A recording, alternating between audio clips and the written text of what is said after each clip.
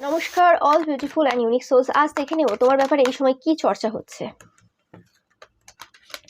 তোমরা একজন ওয়ারিয়ার, এতে কোনো সন্দেহ নেই, এবং তোমরা প্রচুর পরিমাণে জ্ঞান অর্জন করেছো। তোমাদের যে জ্ঞানটা রয়েছে, যে লেভেলে তোমরা জ্ঞানী পারসন, সেটা মানুষ এই সময় জাস্ট কল্পনা করতে পারছে, আর কিছুই না। তো সেটা সবাই কিন্তু এই সময় বলছে। এবং তোমরা চাই ইটার্নাল, যে কার্ডটা বারে বারে এসেছে, যে তোমরা খুব পজিটিভ একজন পার্সন, তোমাদের মধ্যে সেই ইনোসেন্ট পিওরিটি, সেই জিনিসগুলো দেখা যায়। তোমাদের আইসটা খুব সুন্দর, এবং তোমাদের আইসের মধ্যে সেই ফ্রেশ ভাইবটা পাওয়া যায়, যেটা একটা বাচ্চাদের, সদ্যজাত যে শিশু হয় তার আইসের মধ্যে যে চমকটা থাকে না, সেই জিনিসটা কিন্তু তোমাদের চোখের মধ্যে কিন্তু এখনো ধরা পড়ে, যেটা বারে বারে প্রমাণ দেয় যে তোমরা কোনো সাধারণ পার্সন তো না, তোমরা অবভিয়াসলি সেই eternal child, the God child. Okay, এবং এই পাচ্ছি এখানে বাবার এনার্জি, বাবার আশীর্বাদ তোমার উপর সবসময় রয়েছে। আমি পাচ্ছি, জানি না তোমরা যে ধর্মে দেখছো, যে পার্সনই দেখছো না কেন, কোনোভাবে তোমাদের ওপর যে মহাদেবের আশীর্বাদ রয়েছে, সেটা কিন্তু মানুষ, কিন্তু আশেপাশের মানুষে এই সময় ভালোভাবে বুঝতে পারছে। ওকে, অ্যান্ড যে কারণে এই সময় মানুষের মধ্যে প্রচুর পরিমাণে জেলাসি সৃষ্টি হচ্ছে, এটা জানার পর যে তুমি ঈশ্বরের সন্তান, এবং সত্যিকারের মহাদেবের হাত তোমার মাথায় সবসময় রয়েছে।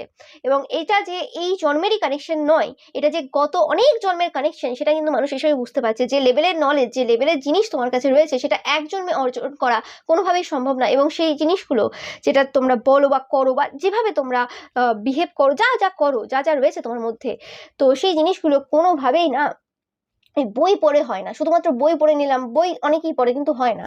কিছু জিনিস থাকে যেগুলো পাস্ট জন্ম থেকে, পূর্ব জন্ম থেকে ক্যারি করা, সেই জিনিসটা তোমার মধ্যে মানুষ এই সময় দেখছে, যেটা নিয়ে এই সময় কিন্তু প্রচুরভাবে চর্চা হচ্ছে। কিছু ডিফারেন্ট, কিছু আলাদা রকমের এনার্জি, ম্যাজিক্যাল এনার্জি রয়েছে, এক্সট্রা অর্ডিনারি চার্ম আমি পাচ্ছি। Yes, king.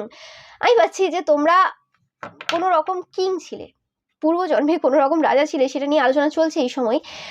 তোমরা শুনে থাকবে বিভিন্ন রাজা বিভিন্ন যুগে এসেছে। সম্রাট অশোকও অনেক পরিবর্তন করেছিল আমাদের সমাজে। বিভিন্ন জায়গায় বসার যে জায়গা, রাস্তাঘাটে যে বসার জায়গাগুলো, সেই জিনিসের সূচনা হয়েছিল। তারপরে হাসপাতাল তৈরি করা, তারপরে আরও অনেক এরম টাইপের রাস্তাঘাট ঠিকঠাক করা, অনেক রকমের অনেক কাজ কিন্তু একজন সম্রাট করে গেছে, এবং সেই জায়গা থেকে সেটা নতুনভাবে সূচনা হয়েছে।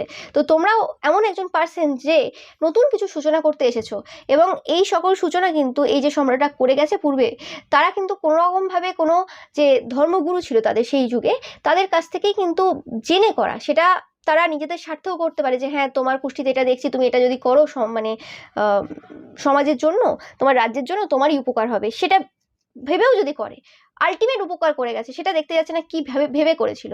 তো সেরকমই পার্সন তোমাকে দেখে, কিন্তু তারা দেখে যে তোমার মধ্যে সম্রাটের কোয়ালিটি এবং ধর্মগুরুর কোয়ালিটি দুটো একসাথে রয়েছে তোমার মধ্যে।